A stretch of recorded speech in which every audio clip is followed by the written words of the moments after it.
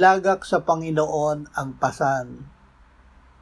Iatang mo ang iyong pasan sa Panginoon at kanyang aalalayan ka. Hindi niya pahihintulutang makilos kailanman ang matuwid. Sa Panginoon ay buong puso kang magtiwala at huwag kang manalig sa sarili mong pangunawa. Sa lahat ng iyong mga lakad, siya'y iyong kilalanin at itutuwid niya ang iyong mga landasin. Huwag kayong mabalisa sa anumang bagay, kundi sa lahat ng mga bagay, sa pamamagitan ng panalangin at pagsamo na may pagpapasalamat, ay ipaalam ninyo ang inyong mga kahilingan sa Diyos.